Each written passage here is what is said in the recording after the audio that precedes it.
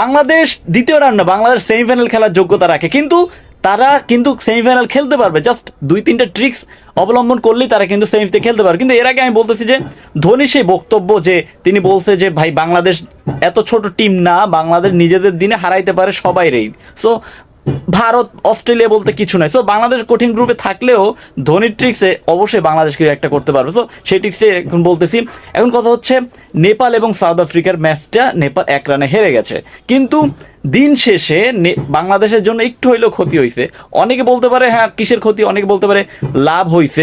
এখানে আমি লাভের কথা বলবো না, একটা রিস্কির মতো চলে যেত। সো সাউথ আফ্রিকারও যদি নেপাল হারাইতে পারতো সেক্ষেত্রে সাউথ আফ্রিকার পয়েন্ট 6 ছিল।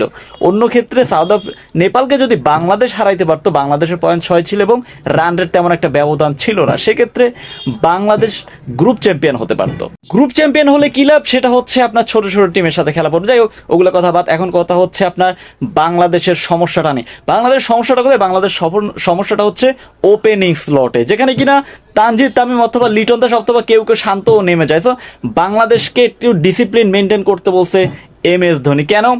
কারণ একটা ম্যাচে দেখবেন আপনার তানজিদ তামিম এবং লিটন দাস নামে, পরের ম্যাচটা নামে নাজমুল হাসান শান্ত, তানজিদ তামিম। সো একটা হজাওয়া বলা অবস্থা একটা। সো এইভাবে চলতে থাকলে আপনার ডিসিপ্লিন মেনটেন হবে না এবং বাংলাদেশ একটা সেটেল যে আপনি যে কালকে কোন পজিশনে ব্যাটিং করবে সেটা আমি মেন্টালি ভাবে জানতেছি না। সো এই সব ছোটখাটো জিনিস ধোনি সবসময় ট্রাই করে, কিন্তু মোস্তাফিজ যে বাংলাদেশের কত বড় অস্ত্র সেটা তিনি বারবার মনে করিয়ে দেন এবং মোস্তাফিজকে তিনি সবসময় মাথায় তুলে রাখে এবং মোস্তাফিজের কারণে বাংলাদেশ আজ এই পজিশনে আছে সেটাও তিনি মনে করিয়ে দেন সব সময়। তো বাংলাদেশকে কতটা মনে রাখতে পারে সেটা আসলে আপনার ওরে না দেখলে বোঝা যাবে না।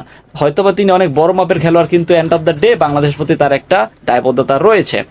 এখন কথা হচ্ছে বাংলাদেশের ওপেনিং স্লট এবং বাংলাদেশের আপনার ফিনিশিং লাইনে যেটা দুর্বলতার জায়গা। আপনি মাহমুদুল রিয়াদকে একসাথে রাখেন, কিন্তু জাকির আলী অনেক, যিনি কিন্তু লেগ সাইড ছাড়া খেলতেই পারে না। ধোনি কিন্তু ওই ভুলটা ধরিয়ে দিয়েছে সবসময়। আপনি একটা জিনিস খেয়াল করবেন, জাকির আলী অনেক, তিনি কিন্তু অফ সাইডে খেলতে পারে না, এই কারণে বলাররা আগেই প্ল্যান করে ফেলে যে তাকে লেগ অফ সাইডে এয়ারকার মারবো এবং তিনি বল ডট দিয়ে দিবে। সো এইসব ছোটখাটো জিনিস যদি তারা এখনই পর্যন্ত ঠিক করতে না পারে তাহলে বড় বড় টিমের সাথে কিন্তু কট খেয়ে যাবে। সো সেক্ষেত্রে ভারত বলেন, অস্ট্রেলিয়া বলেন কিংবা আফগানিস্তান বলেন, তারা কিন্তু আফগানিস্তান এক ধরনের বড় টিম অলরেডি হয়ে গেছে। সো এখন কথা হচ্ছে ভাই, আমার একটা জিনিস মাথায় ঢোকে না, অস্ট্রেলিয়া এই গ্রুপে কিভাবে আসলে আমি বুঝতেছি না। সো ওই গ্রুপে অস্ট্রেলিয়া হচ্ছে নাম্বার 1, কিন্তু বাংলাদেশের গ্রুপে চান্স পাবে 2।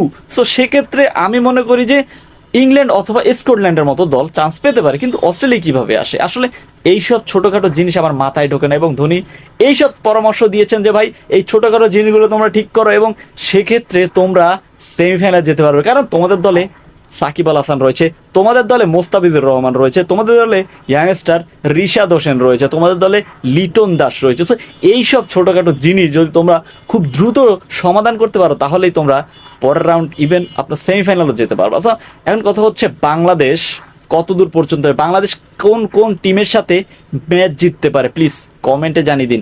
আমি পার্সোনালি ফিল করি অস্ট্রেলিয়া এবং আফগানিস্তানের সাথে তো জেতার কথা, নাম তো ওই আফগানিস্তান, এখন পর্যন্ত বাংলাদেশের তো নাম আফগানিস্তান, কি করছে সেটা, আর মুজিবুর রহমানও নাই, ইনজুরি পড়ে গেছে। তো সেক্ষেত্রে আমি আফগানিস্তান এবং অস্ট্রেলিয়াকে হারাতে পারবো, কারণ ওই যে স্পিন পিচ, সেই কারণে ভারতের কথা পরে বলতেছি। এবং আপনি কি মনে করেন কোন দলের বিপক্ষে বাংলাদেশ জিততে পারে কমেন্টে জানিয়ে দিন।